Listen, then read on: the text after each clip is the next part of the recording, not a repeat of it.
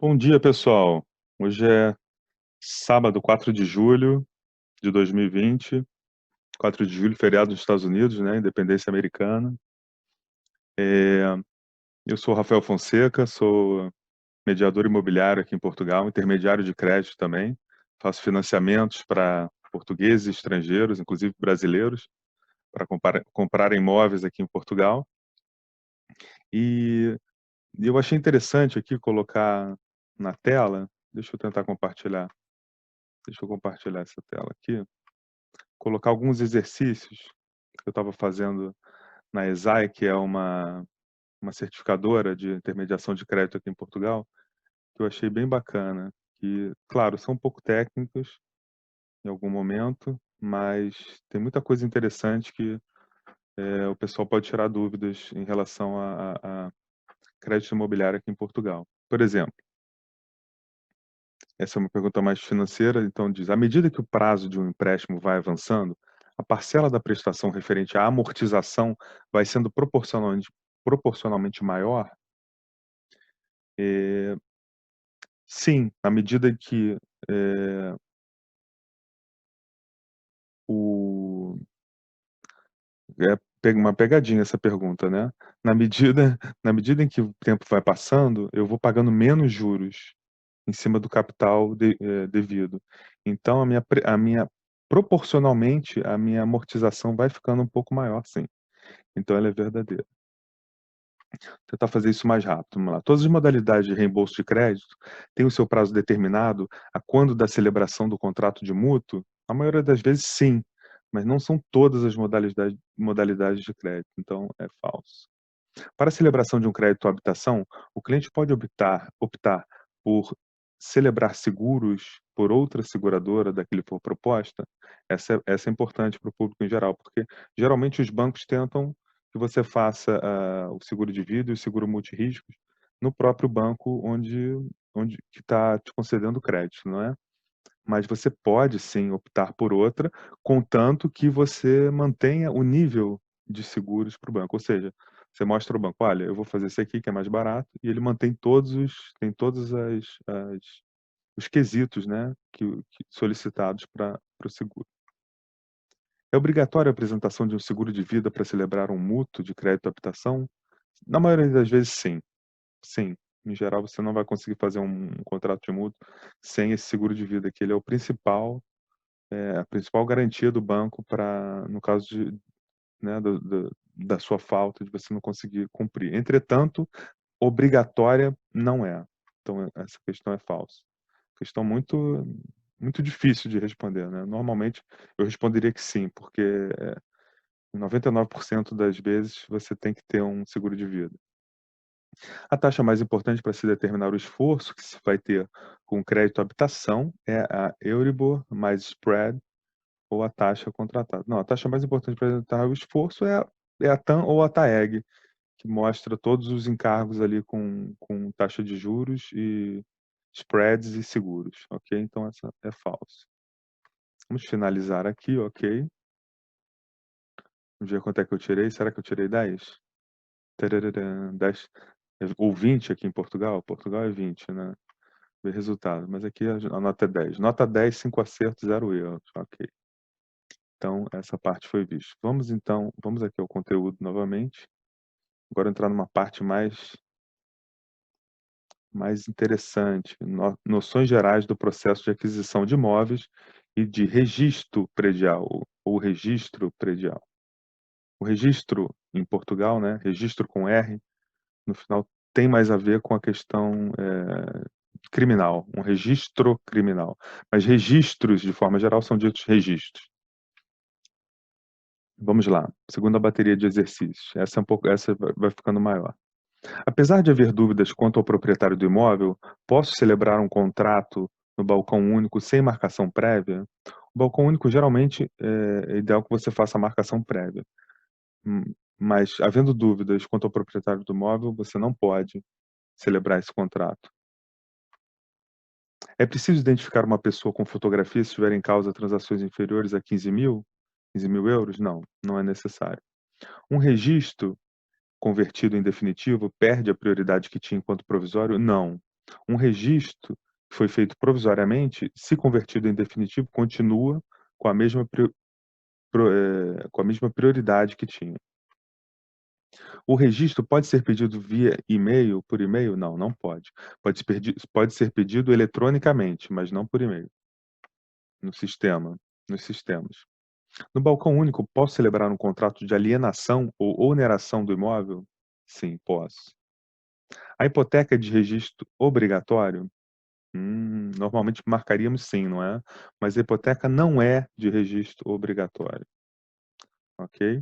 Posso registrar na Conservatória de Ovar a hipoteca de um prédio situado em Vila Real? Ou seja, as conservatórias, elas se comunicam? Sim, elas se comunicam.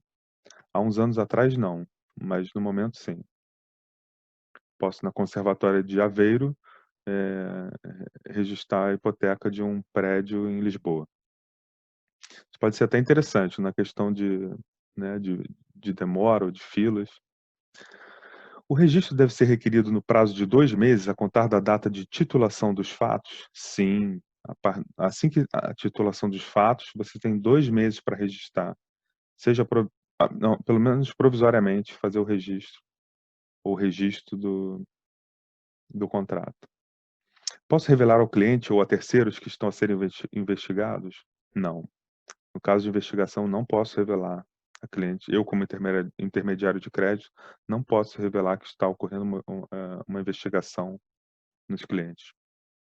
Os registros provisórios caducam após 3 meses? Pegadinha, hein? Não, eles caducam após 6 meses. Ok? Vamos finalizar, vamos ver quanto é que ficou esse teste aqui. Esse tinha umas 2 pegadinhas aí bem difíceis. Mas 10, ok, 0 erros. Tá ótimo. Ok, acho que deu para tirar algumas dúvidas, né?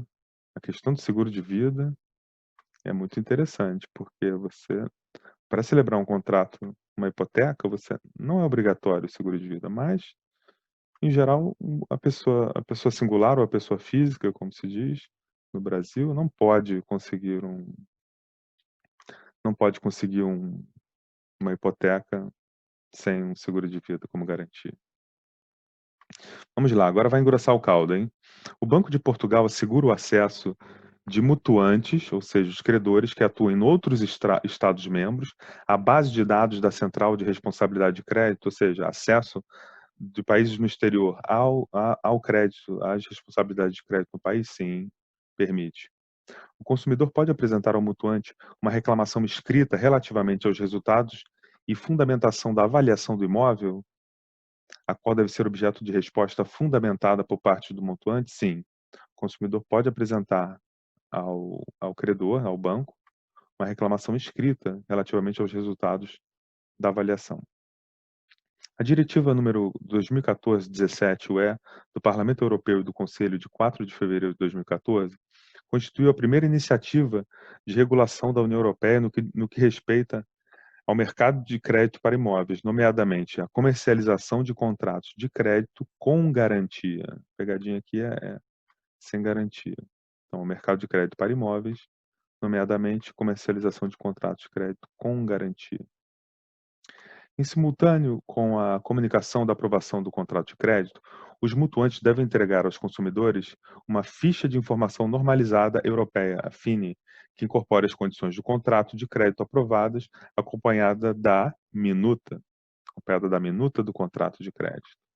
Ok? Então, assim que a aprovação de crédito, o consumidor recebe a FIN, que é essa ficha de informação atualizada com toda a informação pré-contratual de caráter geral, e a minuta do contrato de crédito para análise, ok?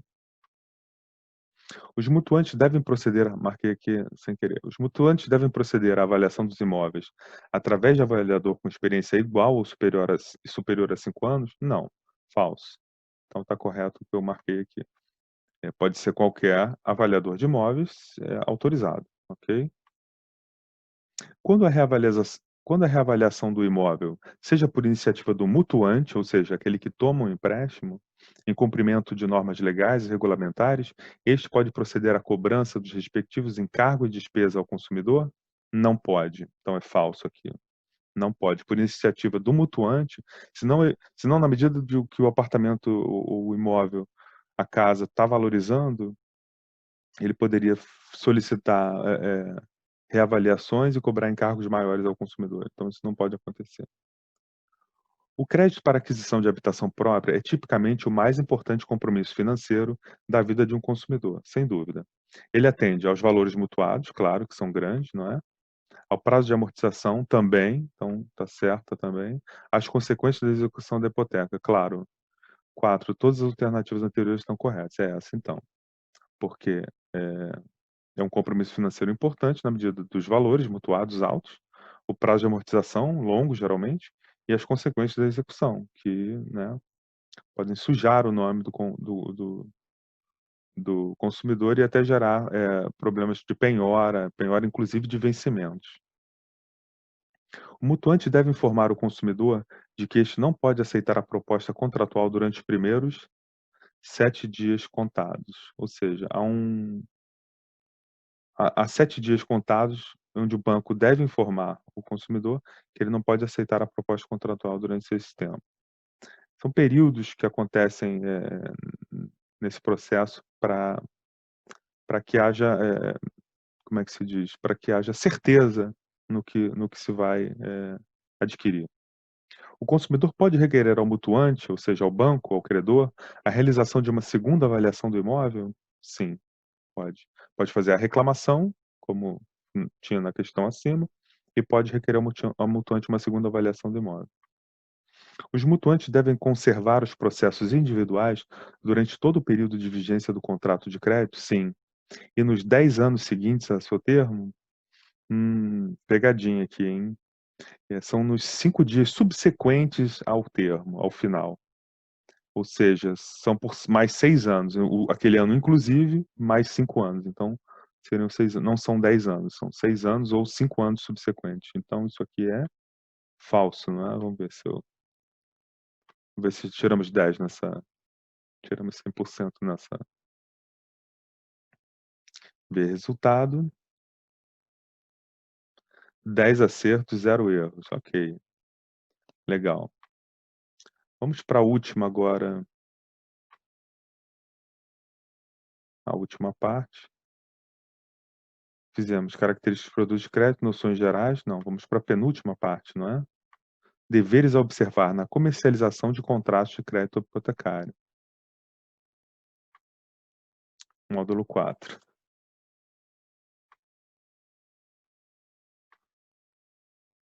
Vamos fazer isso aqui. Não, já fizemos esse, não é? Já. Então já vamos para o último. Então vamos agora aqui no último, deveres a observar na vigência de contratos de crédito hipotecário. Vamos lá nos exercícios. Pararara. Ok, vamos refazer isso aqui. Esse aqui é bastante técnico. Vamos ver. O artigo 8º do Decreto-Lei nº 74-A, 2017, impõe um dever de informação. E esta deve ser completa, verdadeira, atualizada, clara, objetiva, adequada aos conhecimentos do consumidor e ao consumidor individualmente considerado, né? E disponibilizado de forma legível. Então, deve ter uma mais completa aqui.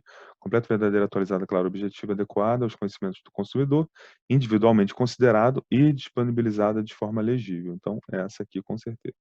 Completo, verdadeira, atualizada, objetiva, adequada, falta o clara. Completa, verdadeira, atualizada, clara, objetiva, falta aqui. Então, é o número 2.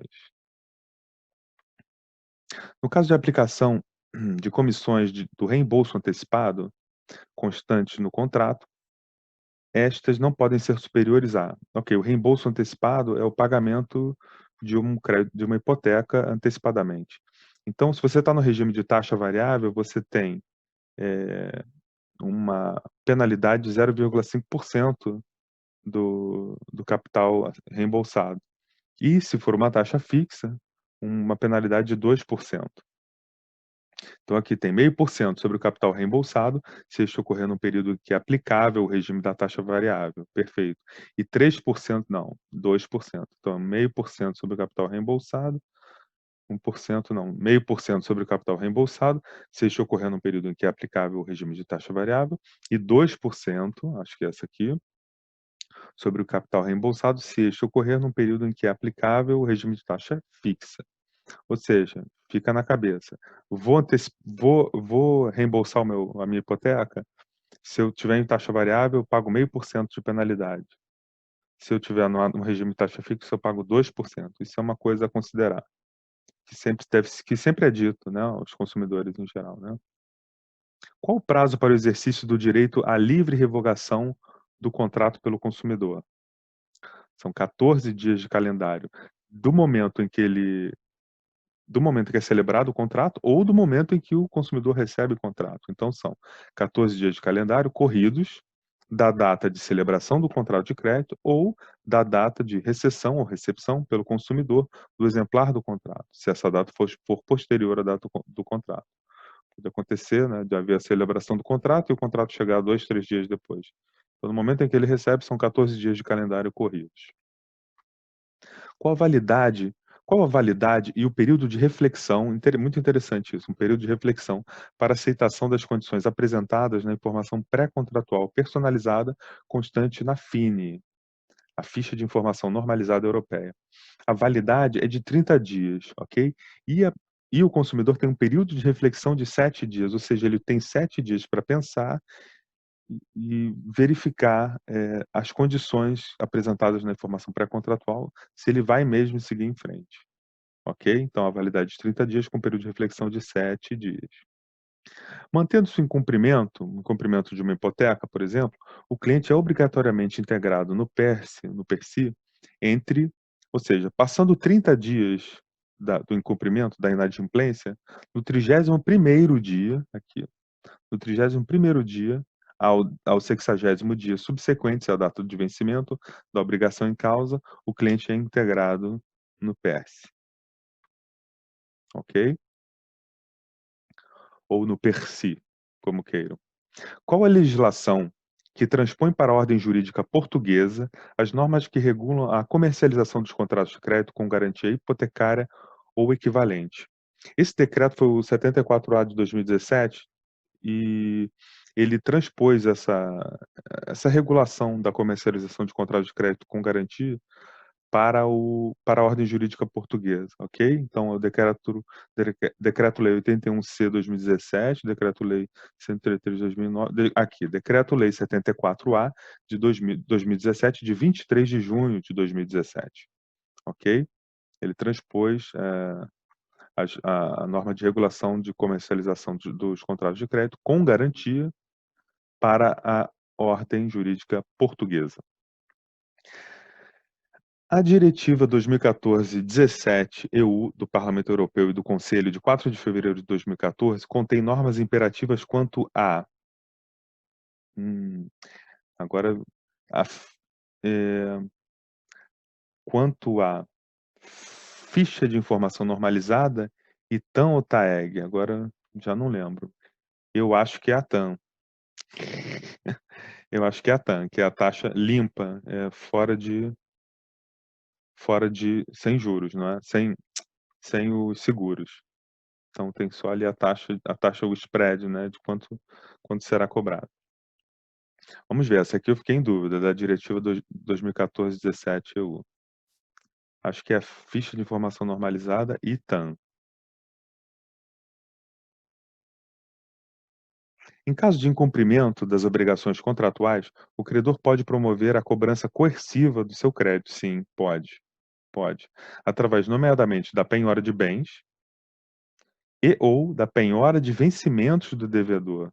Pesado, não é? Mas pode chegar a esse ponto. Claro que antes disso, isso se entrar numa guerra judicial nesse nível, né, geralmente, pode haver a retoma do imóvel, não é? Mas também pode haver aqui a penhora dos vencimentos do devedor. Sim, é possível em caso de incumprimento. E mais 2 aqui. Durante a vigência do contrato, sempre que houver alteração da taxa anual nominal, a TAN, o consumidor deve ser informado em papel ou outro suporte duradouro, ok. Esta informação deve ser prestada antes da aplicação da referida alteração, o que é muito lógico e justo, e deve incluir o montante dos pagamentos a efetuar após a entrada em vigor da nova TAM e, se o número ou a frequência dos pagamentos forem alterados, os detalhes das alterações. É essa aqui mesmo. Somente os montantes de pagamento a efetuar após a entrada em vigor da nova TAM? Não. Os detalhes das alterações relativos ao número ou frequência? Não. É o montante de pagamentos a efetuar após a entrada em vigor da TAM, da nova TAM, e se o número ou a frequência dos pagamentos forem alterados, tem que mostrar os detalhes dessas alterações. Por último, análise da renegociação das condições do crédito, nomeadamente do spread ou do prazo de duração do contrato de crédito, é passível de cobrança de comissão? Não, não é passível de cobrança de comissão, ok? Vamos finalizar, vamos ver. Eu acho que eu errei aquela da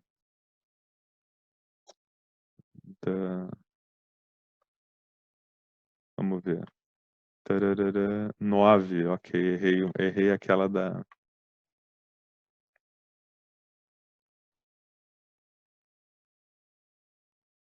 refazendo. A diretiva 2014/17/EU do Parlamento Europeu e do Conselho de 4 de fevereiro de 2014 contém normas imperativas quanto à ficha de informação normalizada e a TAEG, que é a TAM mais os outros encargos, ok? Não é uma coisa elementar, é até bastante refinado, bastante interessante, ok? E é isso.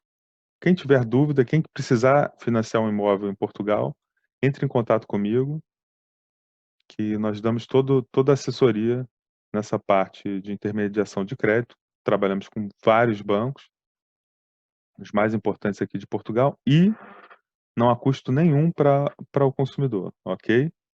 Quem tiver procurar o nosso serviço, não vai ter custo nenhum. Para financiar um imóvel em Portugal, você precisa estar empregado, né? Tem que ter rendimentos que caibam, né, na prestação, para pagar uma prestação de um imóvel, mas nós fazemos toda essa análise depois. Obrigado, pessoal.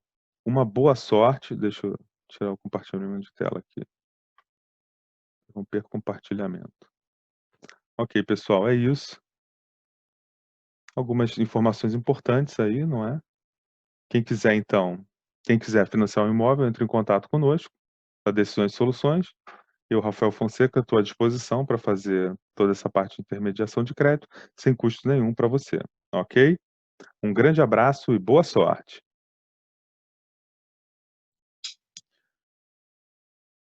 Vamos lá. Os documentos necessários para o crédito habitação em Portugal, para obter um financiamento imobiliário em Portugal. Fotocópia do BI dos proponentes. Fotocópia dos cartões com o NIF dos proponentes. Isso quer dizer, o cartão cidadão e ou o passaporte, português ou brasileiro. A declaração de IRS atualizada dos proponentes e respectiva nota de liquidação. No caso brasileiro, a declaração de IR do ano passado com a nota de entrega à Receita Federal Brasileira, os 3 últimos recibos de vencimento dos proponentes, ou seja, os 3 últimos olerites ou contra-cheques, 3 últimos comprovantes de salário dos proponentes, que podem, se for um casal, dos dois, são os documentos, todos esses documentos para o casal, e os extratos bancários dos últimos 3 meses do principal banco com que trabalham os proponentes. No caso brasileiro, pode ser o banco da conta salário, o banco onde é depositado o salário, para que o banco veja a regularidade do pagamento e a regularidade do depósito e o valor líquido do salário, que ele vai comparar com os recibos de vencimento, ou os olerites, ok? A princípio é isso. É feita uma pré-aprovação no banco, que leva uns 10 dias. Com a pré-aprovação, segue-se o processo em frente. Contrato de promessa de compra e venda, financiamento leva uns 45 dias aproximadamente para sair, é marcada a escritura e finalizado no dia, o banco leva o cheque para o vendedor e o comprador recebe as chaves nesse dia, ok? Basicamente, esses são os documentos. Claro, ali tem a possibilidade também de fiadores, claro que a inclusão de fiadores sempre ajuda no processo de crédito, ainda mais se forem fiadores que sejam residentes em Portugal, ok? Outro ponto importante, se você tem crédito, se os seus rendimentos são no Brasil, você vai poder financiar hoje, essa condição é mutável, mas você vai poder financiar hoje até no máximo 70% a 80% do imóvel, ok? Se os seus rendimentos forem já aqui em Portugal, você pode chegar até 90% do imóvel, ok? Isso é bom ter em mente. Outra coisa, o banco ele está mais preocupado com a geração de renda do proponente ou do casal proponente, que seja. Ok? Então ele está mais não olha tanto investimentos, etc. Ele olha mais salário, quanto que o casal ou o indivíduo gera de renda mensalmente, ok?